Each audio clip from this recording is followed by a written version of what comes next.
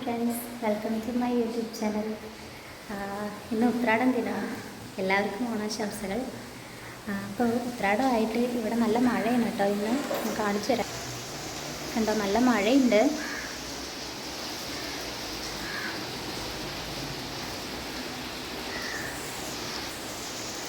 അപ്പം ഞാനിന്ന് നമുക്ക് ഉത്രാടമായിട്ട് കുറച്ച് സ്പെഷ്യലായിട്ട് ഫുഡ് ഉണ്ടാക്കാം കേട്ടോ. അപ്പോൾ അതെന്തൊക്കെയാണെന്ന് നമുക്കിനി ബാക്കി വീഡിയോയിൽ കാണാം. ആദ്യം തന്നെ ഞാൻ കുക്കറിൽ ചോറ് വയ്ക്കുന്നുണ്ട് കേട്ടോ. അതാകുമ്പോൾ പെട്ടെന്നാവും. പിന്നെ അതിൻ്റെ കൂടെ തന്നെ പാലും കാച്ചി വയ്ക്കുന്നുണ്ട്. ഇന്ന് പായസമൊന്നും ഉണ്ടാക്കുന്നില്ല, പക്ഷേ ചായ വയ്ക്കാൻ വേണ്ടിയിട്ട് പാല് കാച്ചി വയ്ക്കുന്നുണ്ട് കേട്ടോ. പാലൊന്ന് ചൂടാക്കി വയ്ക്കുന്നുണ്ട്. പച്ചക്കറികളൊക്കെ മാറ്റി വെച്ചു കേട്ടോ. ഇന്നത്തേക്ക് അവിയലാണ് വെക്കുന്നത്.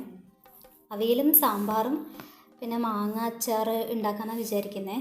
അപ്പോൾ അവിയലിനുള്ള കഷ്ണങ്ങളെല്ലാം ഞാൻ ഓൾറെഡി തന്നെ മുറിച്ച് വെച്ചിട്ടുണ്ട്. അതെന്താണെന്ന് വെച്ചാൽ അവിയലാകുമ്പോഴത്തേക്കും നമുക്ക് പെട്ടെന്ന് അവിയലാവും. അതുകൊണ്ടാണ് കേട്ടോ ഞാൻ അവിയൽ ഇന്ന് ചൂസ് ചെയ്തത്. അപ്പോൾ നാളെ കുറച്ച് ഹെവി ആയിട്ട് എന്തെങ്കിലും വെക്കാമെന്ന് വിചാരിച്ചു. തിരുവോണമായിട്ട് ജസ്റ്റ് ഒന്ന് വെജിറ്റബിൾസ് എല്ലാം ഒന്ന് വെന്ത് കിട്ടിയാൽ മതി. അപ്പോഴത്തേക്കും തന്നെ പെട്ടെന്ന് അവിയലിൻ്റെ ആ ഒരു പരിപാടി തീരും കേട്ടോ. ഈ അവിയൽ ഉണ്ടാക്കുന്ന വീഡിയോ ഞാൻ വേറൊരു വീഡിയോയിൽ സെപ്പറേറ്റ് ആയിട്ട് ഇട്ടിട്ടുണ്ട്. അതിൻ്റെ ലിങ്ക് ഞാൻ കമൻറ്റ് ബോക്സിൽ പിൻ ചെയ്തേക്കാം. അപ്പോൾ ആർക്കെങ്കിലും ആവശ്യമുണ്ടെന്നുണ്ടെങ്കിൽ ജസ്റ്റ് അതൊന്ന് വാച്ച് ചെയ്താൽ മതി കേട്ടോ. ഓക്കെ, അപ്പോൾ അത് വേവാനുള്ള ഒരു സമയം മാത്രമേ ഉള്ളൂ കേട്ടോ. വെജിറ്റബിൾസ് എല്ലാം ഇത് ഞാൻ ഉണ്ടാക്കുന്ന ഒരു ടൈപ്പാണ് കേട്ടോ ഈ അവിയൽ. വേറെ പല രീതിയിലും ഉണ്ടാക്കുന്നുണ്ട്. ഞാൻ ഈ ഒരു മെത്തേഡാണ് ഞാൻ ഫോളോ ചെയ്യുന്നത്.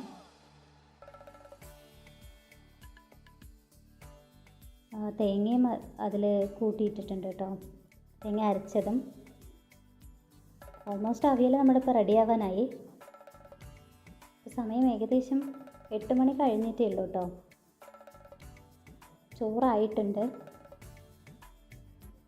ഇത് കഴിഞ്ഞിട്ട് വേണം രാവിലത്തെ ഭക്ഷണം കഴിക്കാൻ കേട്ടോ. തൈര് നമ്മൾ ഇട്ടിട്ടുണ്ട്. തൈരൊക്കെ പിന്നെ നമ്മൾ ഓരോ പുളിക്കനുസരിച്ച് ഓരോരുത്തരുടെ പുളിക്കനുസരിച്ചിട്ടാണ് കേട്ടോ ഇടുന്നത്. ഞാൻ എൻ്റെ ഒരു രീതിയിലാണ് ഇടുന്നത്.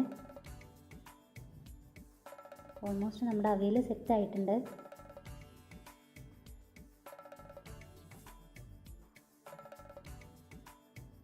കുറച്ച് വെളിച്ചെണ്ണയും കൂടി തൂവിയിട്ടുണ്ട് കേട്ടോ, ഒരു മണത്തിന് വേണ്ടിയിട്ട്.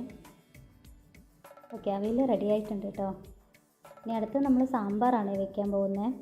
സാമ്പാറിനുള്ള കഷ്ണങ്ങളെല്ലാം മുറിച്ച് വെച്ചിട്ടുണ്ട്. അതിനുള്ള അരപ്പുകളും റെഡിയാക്കുന്നുണ്ട് കേട്ടോ. അപ്പോൾ ആദ്യം നമ്മൾ പരിപ്പ് വേവാൻ ഇടുന്നുണ്ട്. അത് കുക്കറിൽ തന്നെ ഇടുന്നു കേട്ടോ. അതാകുമ്പോൾ പിന്നെ 3 വിസിൽ വന്നതും തന്നെ പെട്ടെന്നാവും. ആ ഒരു ടൈം കൊണ്ട് ഞാൻ അരപ്പിനുള്ളത് റെഡിയാക്കിയിട്ടുണ്ട്.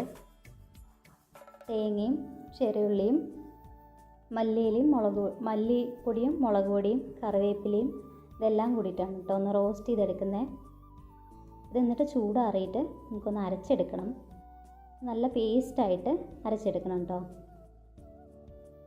ഇതിൻ്റെ കൂടെ തന്നെ ഞാൻ സാമ്പാർ പൊടി ഇട്ടിട്ടുണ്ട്. അത് ഇതിൽ കാണിക്കാൻ മറന്നുപോയി, വീഡിയോയിൽ കാണിക്കാൻ മറന്നുപോയി. ഈ സമയം കൊണ്ട് നമുക്ക് എല്ലാ കഷ്ണങ്ങളും ഒന്ന് വേവിച്ചെടുക്കാം കേട്ടോ. ഞാൻ വെണ്ടയ്ക്ക ഇടുന്നില്ല ഇപ്പോൾ. കാരണം എന്താണെന്ന് വെച്ചാൽ വെണ്ടയ്ക്കയിൽ ഒരു വഴുവഴുപ്പുള്ളത് എനിക്കത് ഇഷ്ടമല്ല.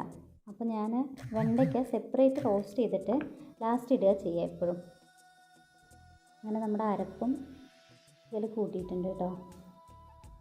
അതായത് ഒരു ഹാഫ് ബോയിൽഡ് ആയിട്ടുള്ള വെജിറ്റബിൾസിലേക്കാണ് കേട്ടോ ഞാൻ അരപ്പിടുന്നത്. കാരണം ഇനിയും തിളയ്ക്കാനുണ്ടല്ലോ, കറി തിളയ്ക്കാനുണ്ട്. അപ്പോൾ അത് റെഡി ആയിട്ടുണ്ട്. ഇനി ഇതിലോട്ട് നമ്മൾ നേരത്തെ പറഞ്ഞ പോലെ സെപ്പറേറ്റ് റോസ്റ്റ് ചെയ്ത വെണ്ടയ്ക്കയാണ് കേട്ടോ ഇടുന്നത്. അപ്പോൾ വെണ്ടയ്ക്ക് ഒരു ടേസ്റ്റ് കിട്ടും. ഓക്കെ, അതിട്ടിട്ടുണ്ട്. ഇനി നമ്മൾ വേവിച്ച് വെച്ച ആ പരിപ്പ് കൂടി ഇടുന്നുണ്ട് കേട്ടോ. ഇനി അതൊന്ന് തിളച്ച് കഴിഞ്ഞിട്ട് നമുക്കത് ഇനി കടുകാണ് കേട്ടോ അതിൽ താളിക്കുന്നത്. കടുക് താളിക്കുന്ന സമയത്ത് വറ്റൽമുളക് ഇടുന്നുണ്ട്. കടുക്, വെന്തയം, ഉഴുന്നുപരിപ്പ്, ഇത്രയാണ് കേട്ടോ ഞാനിടുന്നത്. പിന്നെ കുറച്ച് കറിവേപ്പില ഇടുന്നുണ്ട്. എണ്ണ ചൂടാവുന്നതിന് മുന്നേ തന്നെ ഞാൻ കടുക് ഇട്ടു. അതുകൊണ്ട് എനിക്ക് കുറച്ച് വെയിറ്റ് ചെയ്യേണ്ടി വരുന്നു കടുക് പൊട്ടാൻ. ഈ കടുക് പൊട്ടി തുടങ്ങിയിട്ടുണ്ട്. ആ സമയത്ത് തന്നെ ഞാൻ വെന്തയും ഉഴുന്നും ഇടുന്നുണ്ട് കേട്ടോ. എത്ര പേര് ഇത് രണ്ടും ഇടുന്നുണ്ടെന്ന് അറിയില്ല, പക്ഷെ ഞാനിങ്ങനെയാണ് കേട്ടോ ചെയ്യാറുള്ളത്. അതിൽ തന്നെ വറ്റൽമുളക് കിട്ടും, അതാകുമ്പോൾ ഒരു നല്ല മണം കിട്ടും കേട്ടോ വറ്റൽമുളക് ഇടുമ്പോൾ. പിന്നെ കറിവേപ്പിലയും മല്ലിയിലയിട്ട് ജസ്റ്റ് അതൊന്ന് താളിച്ചെടുത്തു നമ്മുടെ സാമ്പാർ.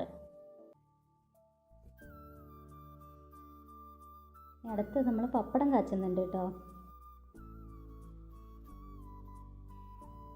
ഞാൻ നോൺ സ്റ്റിക്കിലാണ് കേട്ടോ പപ്പടം കാച്ചുന്നത്, അപ്പോൾ അതുകൊണ്ട് നമുക്ക് അധികം എണ്ണ വേണ്ടി വരില്ല.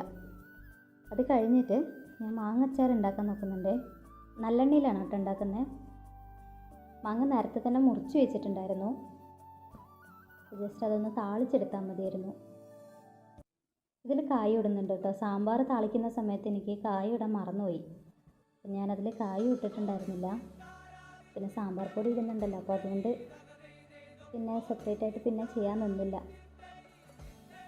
കറിവേപ്പില ഇട്ടു, പിന്നെ കുറച്ച് മുളക് പൊടി ഇട്ടു കേട്ടോ.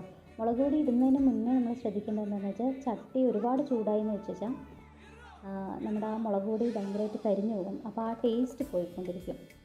എന്നിട്ട് ഇത് ചൂടറിയതിന് ശേഷമാണ് കേട്ടോ ഞാൻ ഈ മാങ്ങ അതിലെടുത്തിരുന്നത്, അല്ലാന്നുണ്ടെങ്കിൽ മാങ്ങ വെന്ത് പോകും. എനിക്കത് ഇഷ്ടമല്ല കേട്ടോ ഈ മാങ്ങ വെന്ത് പോകുന്നത്.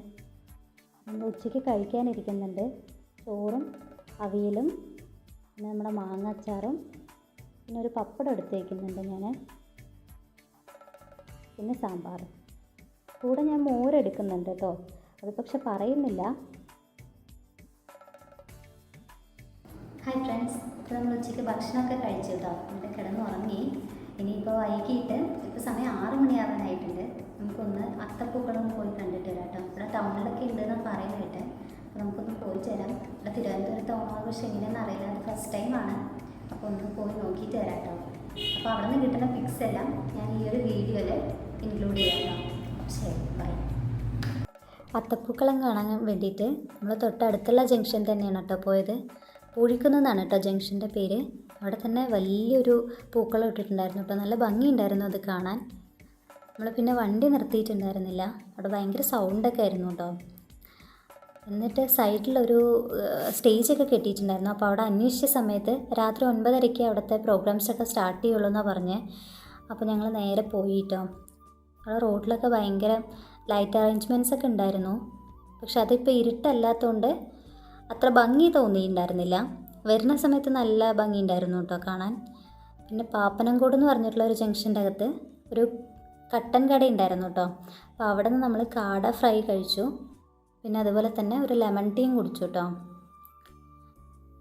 ഈ കാട ഫ്രൈ അവിടുത്തെ സ്പെഷ്യലാണ് കേട്ടോ. ഓൾമോസ്റ്റ് എല്ലാവരും വന്നു കഴിഞ്ഞാൽ അത് കഴിച്ചിട്ട് പോകാറുണ്ട് കേട്ടോ.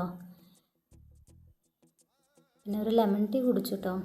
അപ്പോൾ ആ സമയത്ത് ഒരു 2 പട്ടി അവിടെ അടി കൂടുന്നുണ്ടായിരുന്നു കേട്ടോ. ഞാൻ പേടിച്ചു.